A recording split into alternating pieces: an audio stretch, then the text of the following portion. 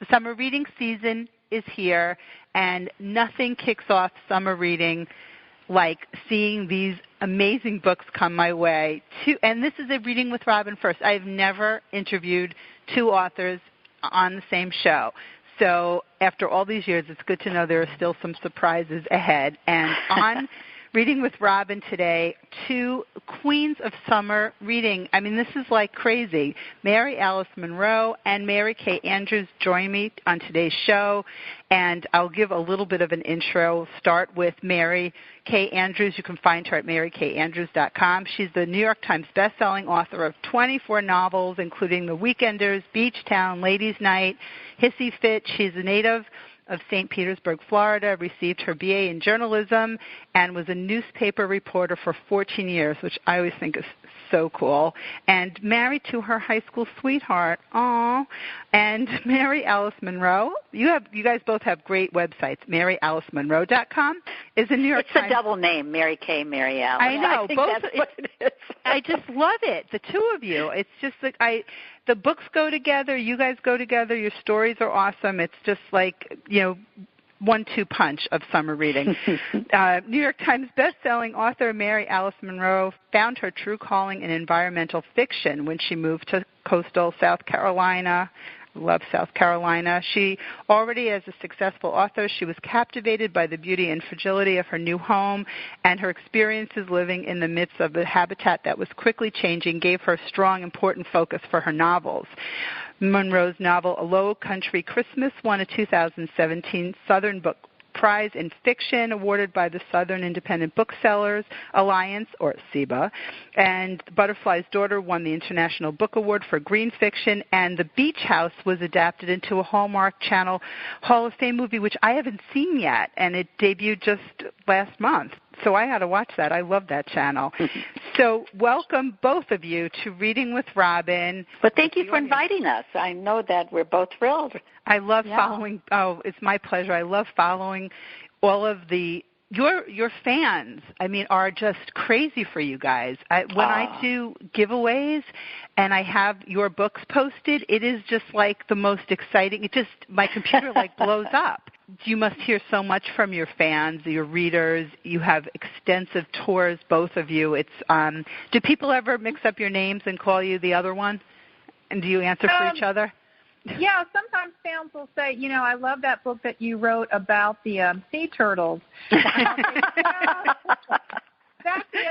the other Mary. That's the other low country lady. That's Mary Alice. But I'll pass it along to her. That's so great. Well, everywhere I go, they love Mary Kay. Do you know her? Do you actually know her? She's an actual person.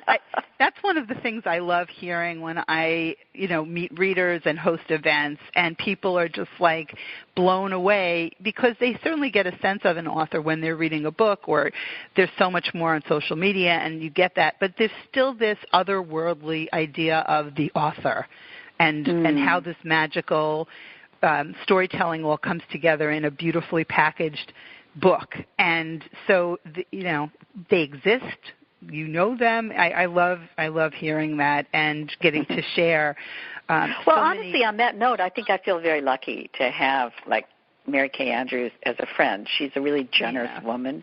And, amongst authors, there's, we do form actual, true friendships. And it's a real joy. It really adds to the life we live. Don't you think so, Mary Kay? Oh, absolutely, because the nature of our work is basically pretty solitary. So I think a lot of us, we meet each other at library events or at publishing things, and so it's really wonderful to have these friendships because Mary Alice and I and and a couple of our other good friends have actually, we'll sit down together, lock ourselves up and brainstorm book ideas and stuff. So it really and it helps.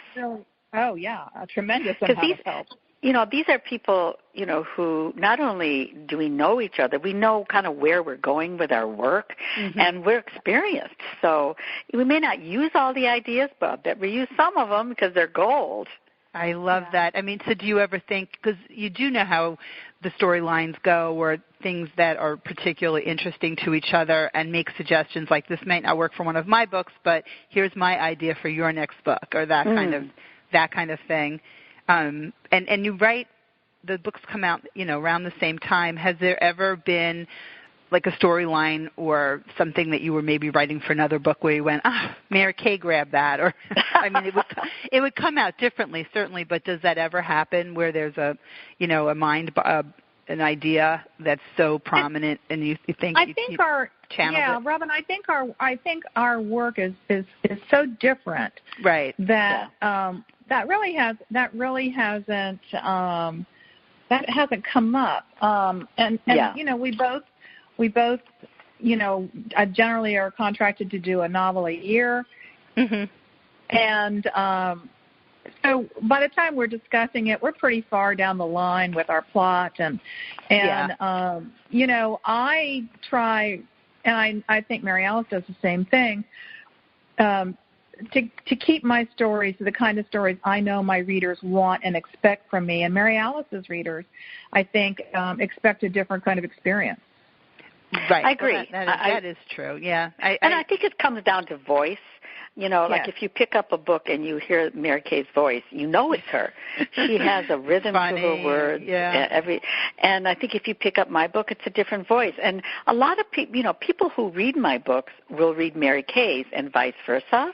Yeah. It's just a different read.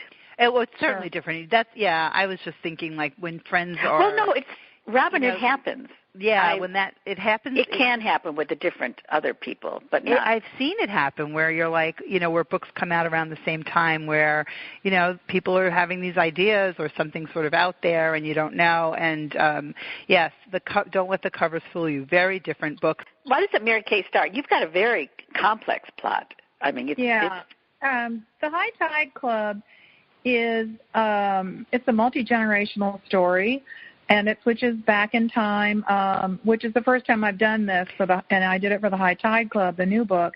So it starts out in October of 1941 on a barrier island off the coast of South Georgia. And these young girls, there are 4 of them, are digging a grave. And then you fast track back to the present day, and the protagonist, whose name is Brooke, and she's a lawyer and a single mom struggling to make ends meet in this little coastal Georgia town called St. Anne. So there are themes of women's friendship, and I think I write a lot about women's friendships. Another one of the themes is family, and especially mother-daughter relationships is important in this book, and betrayal, and there's some romance, there's a mystery, an old unsolved mystery, and then another one occurs in the course of the book. And so then there's some romance. But I think this book especially, I wrote a lot about betrayal and forgiveness and redemption, which are sort of, I think, part of the DNA of my books. Well, some of my favorite topics to visit, and multi-generational books, and when the storylines go back and forth between the time periods, are fascinating, because starting out like they're burying a guy, so it's like, okay, what happened? And who are these yayas out there, and what are they? Is there a real High Tide Club that you took any of that from? No, actually, my editor and my agent and I were brainstorming ideas for this novel last spring. Mm-hmm. And we were tossing around kind of beachy words, and High Tide Club came up, and then my editor said, well, what's the High Tide Club? And I just said, it's a group of women, they're childhood friends, and they skinny dip when the moon is full and the tide is high. I love that. So, I love that image. Yeah, I do. I do too. And you brought back a character, Brooke, from a previous novel, and so your readers must be thrilled to get that nod and go, oh, Brooke's here. Yeah, it's not a sequel. It's really a spinoff. Right, she's just in there. Right. Save the Date, the book that she first cropped up in. The book, the story of Save the Date was not her story. She was part of it, and I left her up a tree at the end of Save the Date, and with the High Tide Club, I thought, well, maybe I'll get her down out of that tree and find out what happened to her. And do your readers ask you to do that? Because I know sometimes that's tiring when readers are like, bring this person back, or, when you think you're done with a character, or there's just somebody that you, you say, lift up a tree. Yeah, well, I know Mary Alice has experienced this too. We both have had these what books, I don't know, Mary Alice, I thought Savannah Blues was going to be a one-off, and then I ended up writing 4 and 5, and you had the same experience, right? I did, and that's actually what the Beach House Reunion has become. This is the 5th book in the series, and yet I have to be really clear that each book, it's not written one after the other where you have to read one in order to get book 2. When I wrote the Low Country series, I would say that was true for that series. Mm-hmm. But this one, I wrote one book when I needed to say something more about my world was against sea turtles. And I used this family, this historic Charleston family, the Rutledges, as the tool that I use to bring people to the beach and to this story world. And people don't read the books for the turtles, but they will learn about them as they read about this family. And it is, I guess like Mary Kay's, it is multi-generational through the series.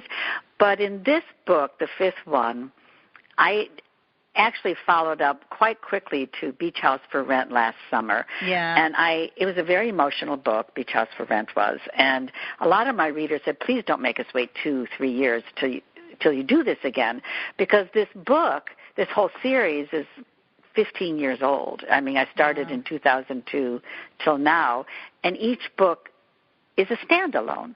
But it builds. It's sort of like the Star Wars series, you can watch the film, you can read the book, and that's your craft as an author, so that the book has a beginning, a middle, and an end in one story. But if you like it, you can go back. So with Beach House Reunion, what intrigued me is this is a character now 15 years later, and she's in her 50s, Kara, the heroine you meet in her 40s. And she comes back home to the Isle of Palms, where I live, where she has her family. And what intrigued me was the whole idea of the name Reunion. And I brought her back with the family so the reader will meet all the characters, if they have read the series, that they come to know and love throughout all these books. But when you come together as a family, and everyone who does this at a beach house or a mountain house, there's a lot bubbling to the surface. Whether it's who you were when you were the kid in the nursery and you're not that person anymore, or perhaps it's an issue or a family pattern, a bad pattern like alcoholism or something that rears its ugly head. And when that happens, sometimes a family can disrupt in a lot of anger and frustration, but when they choose to have compassion and understanding and commitment of love, they can break the family pattern that's been around for generations and move forward. And if they can do that, that's the inspiration I was trying to provide in this novel. And it sort of reflects the waves coming in, the turtles coming in every year, that you can have a bad pattern in a family go year after year after year, or you can stop it and then create new patterns to move forward. And I think that makes a reunion a positive experience where you actually want to see the family members again when you leave. Yeah, well, there's that living in hope. And I think when you sort of put the characters together in that kind of situation, those are the kinds of things. I mean, the conversations between the characters and just sort of thinking about your own, like, what would it be like if we were all in this, And some families don't want to get together. They're like, they're having a battle with another member. And it's so sad. It really is when those long years of silence endure. And I feel your family is so powerful and so important that we have to do. Life is fleeting. We have to do what we can to stick together and enhance those moments. And one of the things I learned about it was really interesting, and it came in the research. I decided Kara at 50s, is a woman who comes home with an adopted baby. Mm-hmm. I didn't know until I began the research that there's a trend in America right now for women in their 50s to adopt children. Oh, I know several. It's amazing. I think that's so cool. Who has that energy? I mean, we've got this 8-month-old puppy, and I'm thinking, do the math. Exactly. What did I do? Well, I think that the fatigue is a universal, no matter what your age. This is true. That doesn't, right? That doesn't. But I was really surprised, that women either they're never had children, and they said, I'm 50 and I'm not feeling tired. I feel great. I have money. I have a life. Let's bring in a child I've always wanted. Yeah. I think it's very cool. Yeah, I think, and it's neat to have something that's happening, and then you certainly can, you write into story, and then if book clubs are discussing or you're having events, I'm sure you hear from so many people who identify with your characters. And on the phone, I should remind the listeners what is going on here. This is a Reading with Robin First. Mary Alice Monroe and Mary Kay Andrews are joining me, both with gorgeous new books out this month, and books that you're going to, you just grab them and you're like, okay, I'm starting my summer reading. This is happening. What do you guys look for in summer reading books? Like, what's on your list besides each other's, which I'm sure. I was going to say Mary Kay Andrews is number one. Of course. Well, the High Tide Club. It's going to start the summer. You're going to grab them, right? Yeah, I just snagged my copy of Beach House Reunion, so that'll be my. I'm touring for the High Tide Club, and I'm going to a lot of beach towns. In fact, Mary Alice and I are going to be together Monday down on Palmetto Bluff in the. Yay! That's got to be Carolina coast, but amazing. That'll be the closest. Yeah, I mean, I'm at the beach, but I'm not on the beach. So because I'm on book tour for another 3 weeks, so this will be my motel reading, my plane reading, all of that. And it's true. I look for a book that I want something sparkly and effervescent, not too challenging, not too dark. There's this big trend right now for these thrillers with unreliable narrators and kind of scary, kind of scary homicidal people, and that's not who I want to take to the beach. No, me neither. And I know, I know so many. I have so many fans and friends who just, they devour those books. But that's just not. I don't want to be scared. Now, I'm also reading some nonfiction too. So, and that's kind of a treat to myself too, to put in some nonfiction into the mix. So, this is the time of year when, it's. For me, it's, okay, let's take a deep breath. You're not writing right now. You can start reading a book. Yeah, how much time? 10 minutes. I was going to say 10 minutes. Agree. How much time do you give? Because, like you say, it's a book a year, so you're always working, but do you give yourself some of that space so that you could a little bit Not too much. Go ahead. Yeah, I was saying not too much because when I'm like Mary Kay, that when you're on book tour, you can read, or I listen. I actually do audiobooks on book tour because I can drive and close my eyes and rest my eyes while we're traveling. But I have to say two things. One is I don't want to be on the road where you are. I was hoping somebody else was driving. My husband puts me in the back seat, Mary Kay, in the back seat. I want to get the glass that goes up and down next. Exactly. Excuse me, sir. But I like, for example, I'll read High Tide Club because I agree with Mary Kay that, well, first of all, I've never been a big mystery reader where there's gore and grime and murders. I like mystery and suspense, but I like the relationships in the novels that sustain me. And that's why I will, like the High Tide Club actually has a little of everything, which is perfect. And I think people like me, like to, when I go to an area, if it's the beach, I like books that set me in the place. I see, or readers tell me, hey, I'm reading your book, and I kind of look out in the ocean and see if I can see a dolphin. It's because you're reading about it. Your hope springs eternal. And I feel that the relationships for women, if you're not trite, but you really dig deep to try and stir true emotions, that you help present questions that are in the minds of the reader, maybe troubling them, even like the opiate epidemic. That's a real problem. Mothers are afraid of that. So if you deal with it and you give them information but also hope, so that when and if any of these issues come into their own lives, it's inspiring for them. I think that's what we're looking for, because it's a tough world out there. Yeah, it sure is. And I think, news just broke about another horrific situation in the country, and I was like, is this another news story? It's just continual. So I know for me, when I'm doing summer reading to me is a state of mind, and I will read, and, I'll have an ice cream cone in the winter. I'm not really that seasonal, but there's something about summer reading where you just want to be just pure enjoyment. And for me, that means those kinds of books that you're speaking of. I'm not so much for the blood and guts at all, really. I think it's our downtime. It's our downtime, a recharging of batteries. I think that's what people think of as a summer read. It doesn't mean that it doesn't have depth or it's light. It means, though, that you do you're relaxed and inspired.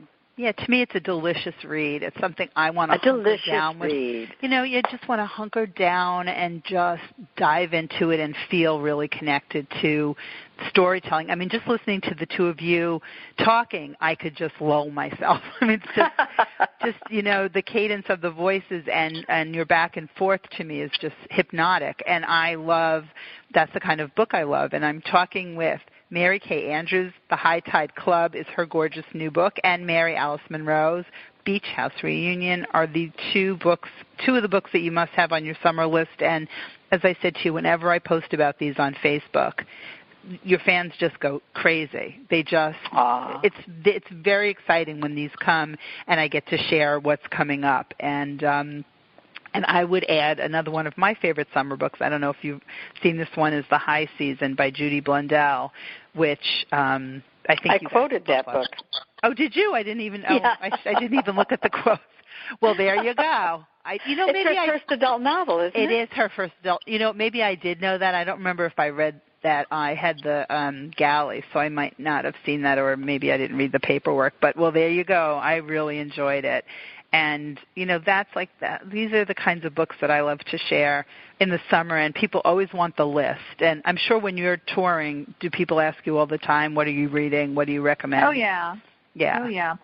Yeah. And it's fun to share the books. And I think my readers are surprised that I'm reading stuff other than the kind of book I'm writing, because I make a concerted effort not to read books that are considered to be like mine. Mm-hmm. So, like, I'm reading a lot of historic fiction right now. Which ones? I just I was on a panel this past year with Pam Jenoff, who's the author of The Orphan's Tale, which I love that book so much. And then that same panel I was on with Lisa Wingate, who wrote Before We Were Yours. Yes, so good. I love that book. I did too. And Pam's book, Summer at Chelsea Beach, I think if I'm getting the title right, might have been 2 books ago. I think you would like that one too. Enjoyed The Orphan's Tale. Yeah, the historical. But I'm with Mary Kay. I can't read during the writing of a novel. I can't read any book that's in the same genre or similar to mine. Right. You just don't want the words in your head. I think we all try to be, keep our voice unique. But when we're on tour, it's a time to read. I just have a TBR pile that's a mile high. I bet it is. The High Tide Mile High TBR Club.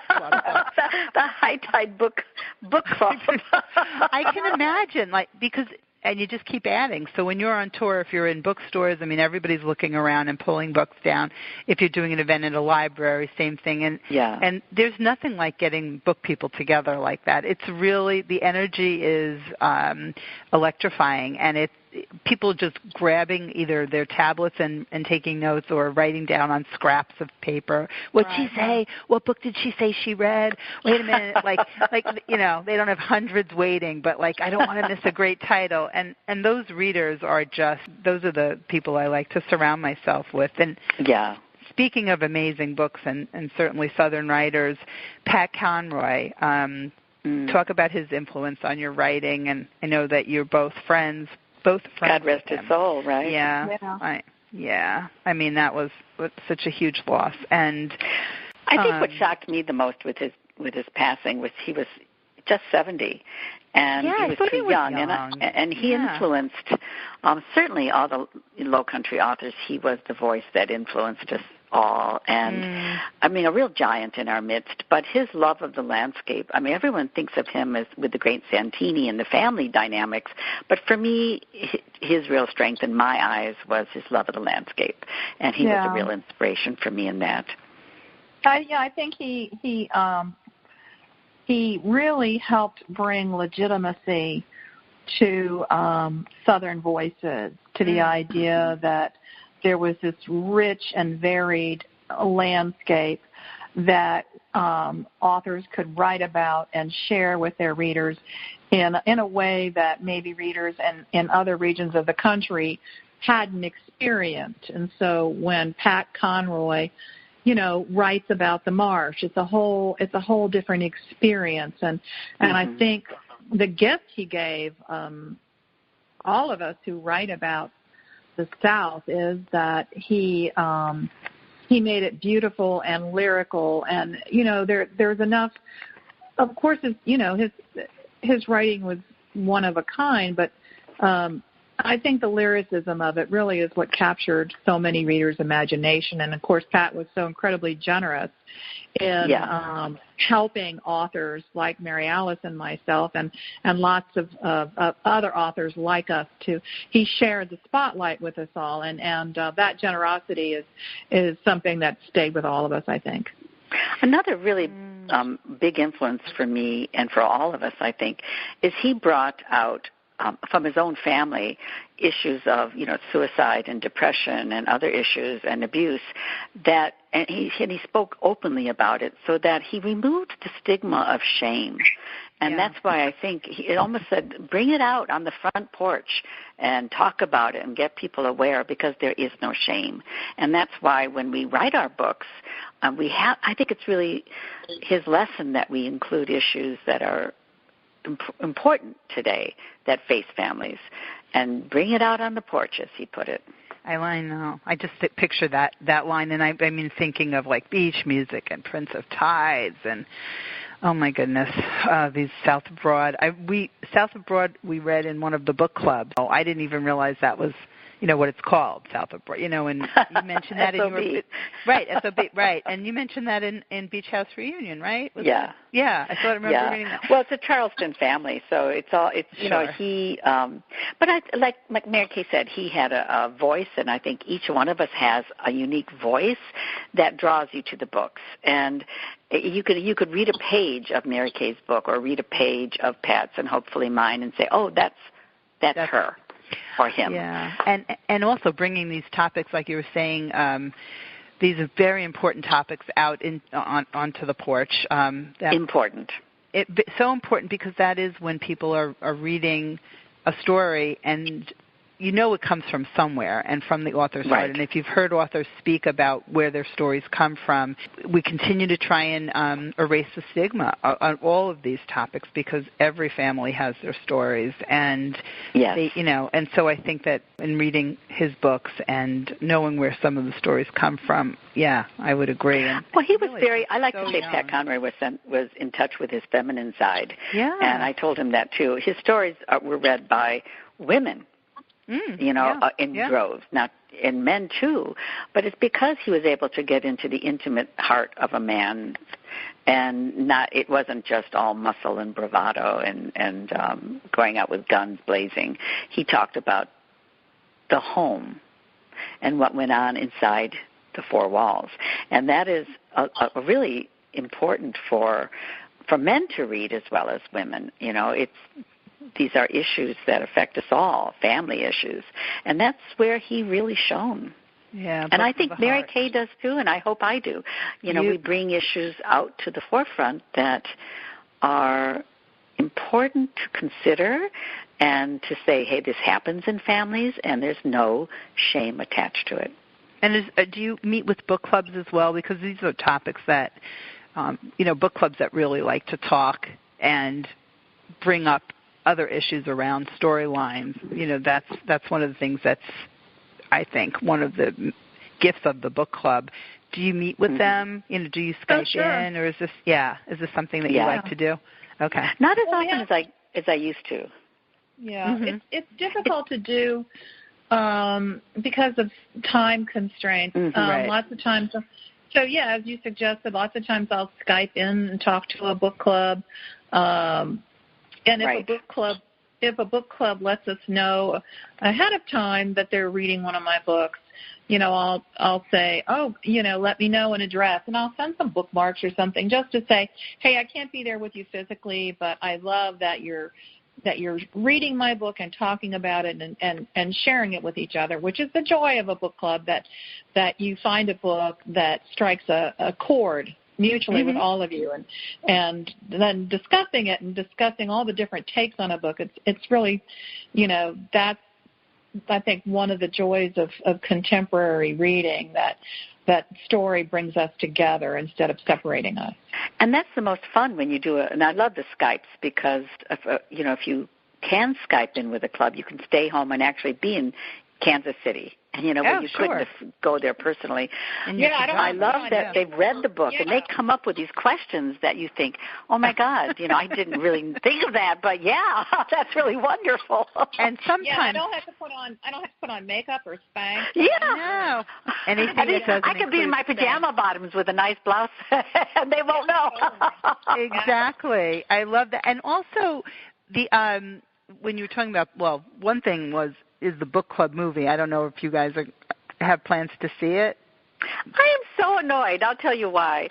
Because I wrote a book called The Book Club, and I've always thought it would be such a great movie, and now here it is. It's not my book at all. It still can be, Mary Alice. Titles are not proprietary, so go for it. That's right. I go for okay. Well, maybe in solidarity, I'll can it as well. I don't know. I was planning on going. Now I feel too guilty. I wish I could say based on the book by, but I can't. You can say it. I like the idea of seeing some of my favorite actresses. Yeah. Jane Fonda and Mary Steenburgen and Diane Keaton. Candice Bergen. And Candice Bergen. What a cast.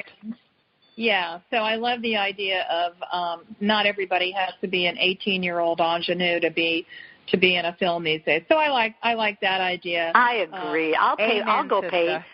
I agree, and I'll go to the movie and pay money for it just because I want to see more movies of women of a certain age. Exactly. We want to keep them coming. So that is so important for Hollywood to get that message. So there is that. I read these books, and it makes me want to read more. And I know that the Reading with Robin listeners and readers just, like I said, gobble your books up. And I was thinking about when you were talking about the meeting with clubs or hearing from your readers. So you're on the next already. Do you ever really forget if somebody asks a question about some kind of detail in the book, and you think, oh, wait, did I say that? Did I write that? No, you always remember? No, the problem comes is while you're on tour, you have to kind of put on the brakes, wrap it up, put that other book in the corner, and then you're totally on board for the book you're talking about. Okay, and then you come home and you're like, got to pick up the pieces. Right, Mary Kay? No, my problem is by the time I'm out on book tour talking about the book, I have finished it, I hope I've finished it at least 6 months previously, or 7 or 8 months. Right. And so of course I know my protagonist, her name is Brooke, and I know there's this 99-year-old eccentric heiress named Josephine, but I have to admit that then I draw a blank because, for my writing process, it's like they are in one room, and when I'm done with that process and when I'm done with that story, I have to close that door, and then I have to go into another room and build a whole new world. So for me, traversing those two worlds, I have to, and so, when I'm on book tour, I've closed the door on the book I'm starting next summer. So that I have to go, okay, no, I'll check back with you people later. Right now. Exactly. Right. Just stay right there. Don't move. I'm in the world of Talisa Island and switching back and forth in time from the from the United States on the eve of getting into World War II, and then contemporary times, and so I just don't have the bandwidth, you know. You must have like wild, like, do these characters come to you in your dreams? Like when you're writing about them and you're like full on. Yeah. All the time. Dreams are a real tool for tapping into the subconscious. And in fact, it was really annoying because I'm leaving on book tour. Mary Kay's ahead of me. Her book came out May 8th, right, and mine just comes out the 22nd. Yeah. So I'm just gearing up now for book tour. But here in my dream last night, I'm thinking of the scenes for the book that I'm trying to put in I'm trying to close the door, and they're shoving back. So we have to work on that a little bit. Oh, wow. Well, and to find these book tours, visit the websites, MaryKayAndrews.com, MaryAliceMonroe.com, and I can't wait to see pictures and about the one, what is it, Monday you said that you're doing together? Yep. Yeah, we are, and I'm really looking forward to seeing you, Mary Kay. Okay, Mary Alice.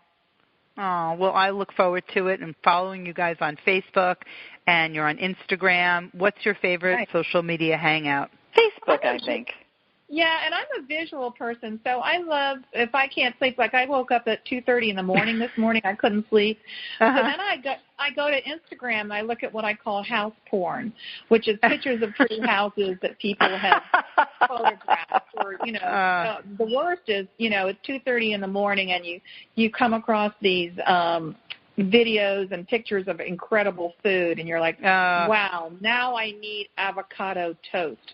Yeah, no, I do the same thing, but I get attracted when I see the whales and the dolphins, and I'm sitting there going, ooh, I wish I was there. And whatever you want to see, you can see it, and it just goes on, and then, Instagram is so intuitive that the next thing you know is they're suggesting all of these, and you just go down that rabbit hole of. But I'm having trouble with the new technology. Like now it's all videos, and now it's all stories and writing words, and I'm like, oh dear Lord, I don't know how to do all that. I've got to learn. Any kindergartner will be very happy to teach you. Oh, I know. Isn't that shocking? It's true. It's really crazy. It's absolutely insane. Like, just give me I'm good with the keyboard. Just let me play with that. I know how to do that. You know what? A lot of people can't do that. So you just shine where you shine. I want to thank you guys both. I know everybody has to go, but I could just, talk books and life and all of it with you for a real long time. So thank you so much, Mary Alice Monroe, Mary Kay Andrews. Let's do this again. Enjoy your tour and happy summer reading to you both always. Thank you. Bye. Our pleasure.